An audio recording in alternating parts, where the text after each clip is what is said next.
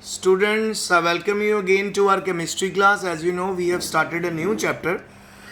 And in the last lecture, I told you about history of periodic table, how modern periodic table came into existence. So if we go back number of years back, so first of all, what was there? There were number of attempts to classify elements. Okay, number of attempts were there to classify elements, and among those attempts were first Prout's hypothesis, जिसने hydrogen को लेके ही पूरा periodic table set करने की कोशिश की। फिर debonair triad, जिसने 3 ग्रुप बनाए। फिर बेटा हमारे पास आया न्यूलैंड ऑक्टेव, जिसमें उसने सारे गामा यानी 7 सुरों के ऊपर टेबल बनाया। फिर उसकी लिमिटेशंस मैंने आपको बता दी। फिर मेंडलीव पीरियोडिक टेबल आया, जो पीरियोडिक लॉ के ऊपर बेस्ड था, और वो लॉ था कि फिजिकल और केमिकल प्रॉपर्टीज होती हैं जो एलिमेंट की, they are periodic function of their atomic masses. Okay, तो ये भी काफ़ी हद तक सक्सेसफुल भी रहा, पर इसमें बहुत सारी कमियां थी, ड्रॉबैक्स थी। एक तो हाइड्रोजन की पोजीशन नहीं फिक्स कर पाया, एक तो आइसोटोप्स की पोजीशन नहीं फिक्स कर पाया। फिर कुछ एनिमल्स को उसने अबनॉर्मली प्लेस कर दिया, जो सेम एलिमेंट्स थे उनको सेपरेट कर दिया, जो डिफरेंट एलिमेंट्स थे उनको साथ रख दिया।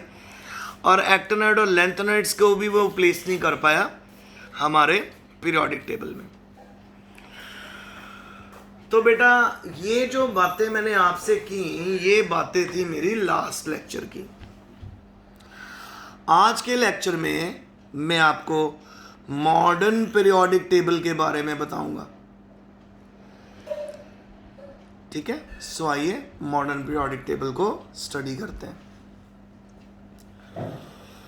तो सबसे पहले बेटा मोस्ले जो साइंटिस्ट था, उसने इस मॉडर्न पीरियोडिक टेबल को मॉडिफाई करा। मतलब मेंडलीव पीरियोडिक टेबल को, जो पुराना पीरियोडिक टेबल था, उसको उसने मॉडिफाई करा 1913 में। कैसे मॉडिफाई किया? उसने जो मेंडलीव का पीरियोडिक लॉ था उसको मॉडिफाई किया। अब अगर हम मेंडलीव का पीरियोडिक लॉ देखें, वो क्या कह रहा था? The physical and chemical properties of an element are periodic function of their atomic weight. उसने उसको ठीक करा। उसने बोला physical and chemical properties of elements are periodic function of their atomic number. तो जब ये बात सामने आ गई कि जितनी भी फिजिकल और केमिकल प्रॉपर्टीज है एलिमेंट की, वो डिपेंड करती है उसके एटॉमिक नंबर पे, उसी समय मॉडर्न पीरियोडिक टेबल एग्जिस्टेंस में आ गया।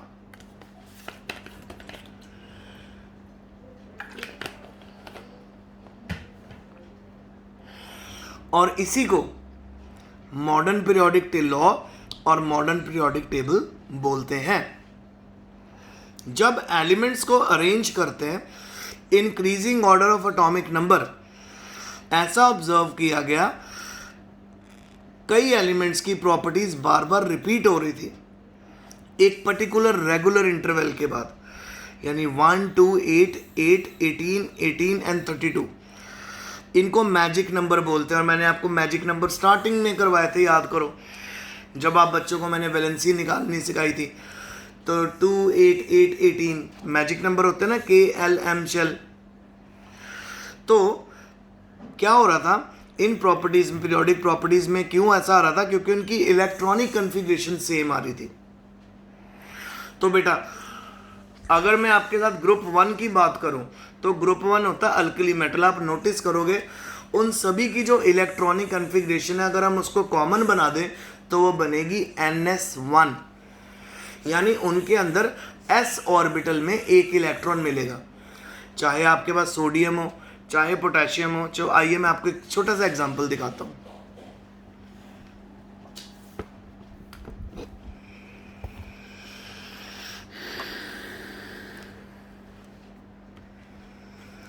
सो बेटा मैं ग्रुप 1 के एलिमेंट्स की आपसे बात करने वाला हूं। तो आपको पता है हमारे पास 18 ग्रुप होते हैं, और फिर आपको ये भी पता है कि हमारे पास 7 पीरियड होते हैं। तो आइए ग्रुप 1 की बात करें। ग्रुप 1, और ग्रुप 1 का नाम है बच्चों अल्कली मेटल्स। अल्कली मेटल्स इसका नाम है, ठीक है। सो जस्ट होल्ड ऑन, अब जरा देखिए मैं क्या करने वाला हूं। तो अल्कली मेटल में पहला एलिमेंट है हाइड्रोजन, फिर है लिथियम, फिर है हमारे पास सोडियम, और फिर है हमारे पास पोटेशियम। चलो इन चार को ही करके देख लेते हैं। तो हाइड्रोजन का एटॉमिक नंबर 1, लिथियम का 3, सोडियम का 11, पोटेशियम का 19। अब इनकी आप इलेक्ट्रॉनिक कन्फिग्रेशन लिखो सबकी। हाइड्रोजन की तो 1s1 बन जाएगी, लिथियम की बनेगी 1s2 2s1, सोडियम की बनेगी 1s2 2s2 2p6 3s1, और पोटेशियम की बनेगी 1s2 2s2 2p6 3s2 3p6 4s1।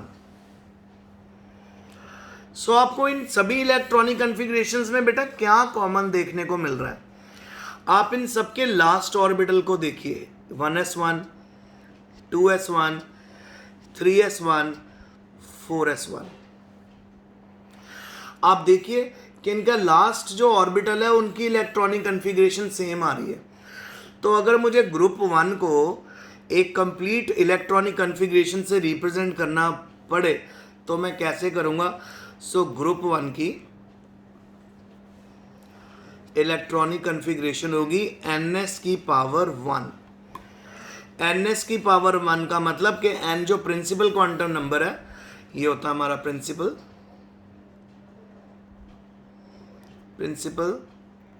Quantum number. जो प्रिंसिपल क्वांटम नंबर है वो चेंज होता रहेगा, पर s की वैल्यू क्या रहेगी? सेम। सो अगर मैं ns1 लिख देता हूं, वो हमारा बन जाता है ग्रुप 1। अब अगर मैंने ग्रुप 2 के लिए लिखनी हो बेटा, ग्रुप 2 होता है अल्कलाइन अर्थ मेटल।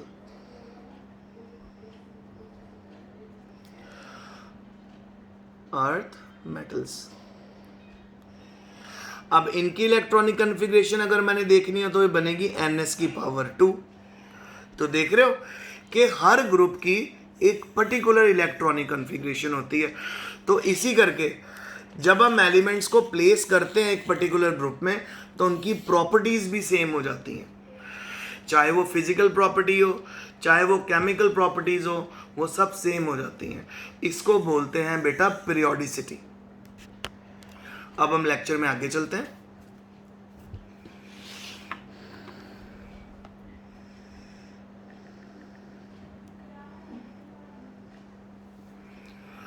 ओके,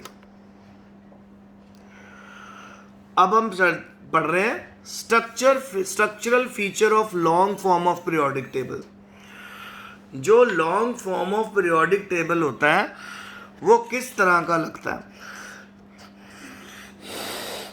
तो बेटा long form of periodic table को हम लोग मॉडर्न पीरियोडिक टेबल भी बोल देते हैं, ठीक है, और इसको बोहर पीरियोडिक टेबल भी बोल देते हैं। 3 नाम हो गए। तो इसमें क्या क्या चीज़ें आपको देखने को मिलेंगी? इसमें 18 ग्रुप होंगे और 7 पीरियड होंगे। तो आइए अब स्टडी कर देते हैं कि ग्रुप और पीरियड क्या चीज़ होती है। तो जितनी भी बेटा हॉरिजॉन्टल रोज होती हैं, यानी जब हम लेफ्ट टू राइट जाते हैं, वो बनाते हैं पीरियड। तो पहले पीरियड में आपके पास हाइड्रोजन और हीलियम में सिर्फ 2 एलिमेंट मिलेंगे देखने को। ये सबसे छोटा पीरियड होता है। तो बच्चों जो पहला पीरियड होता है वो सबसे छोटा पीरियड। फिर जो सेकंड पीरियड होगा वो लिथियम टू नियॉन होगा, ठीक है, that is atomic number 3 to 10। जो थर्ड पीरियड होगा वो हमारा सोडियम टू आर्गन होगा, एटॉमिक नंबर 11 to 18, ठीक है। और ये भी एक तरह के शॉर्ट पीरियड है। अब हमारा जो चौथा पीरियड शुरू हुआ वो क्रिप्टॉन, पोटाशियम से क्रिप्टॉन तक, और जो फिफ्थ पीरियड हुआ वो रुबिडियम से जिनॉन तक। इनमें 18 एलिमेंट ईच होंगे, ठीक है। अब 18 एलिमेंट ईच क्यों? एक तो इसमें एस ब्लॉक के एलिमेंट भी आ जाएंगे, थर्ड और फोर्थ और फिफ्थ में पी ब्लॉक के एलिमेंट भी आ जाएंगे और डी ब्लॉक के भी एलिमेंट आ जाएंगे। सारा मैं आपको समझाऊंगा। और जो सिक्स पीरियड होगा वो होगा सीजियम से रेडॉन। इसमें 32 एलिमेंट्स आपको देखने को मिलेंगे। तो जो सिक्स पीरियड होता है ये सबसे बड़ा पीरियड है। और फिर हम पहुंच गए बेटा सेवन्थ पीरियड में। ये हमारा फ्रॉन्शियम से स्टार्ट होता है 87 एटॉमिक नंबर से, और ये अभी भी इनकम्प्लीट है। इसमें 19 एलिमेंट हैं और टाइम के साथ नए एलिमेंट्स की डिस्कवरी भी होगी।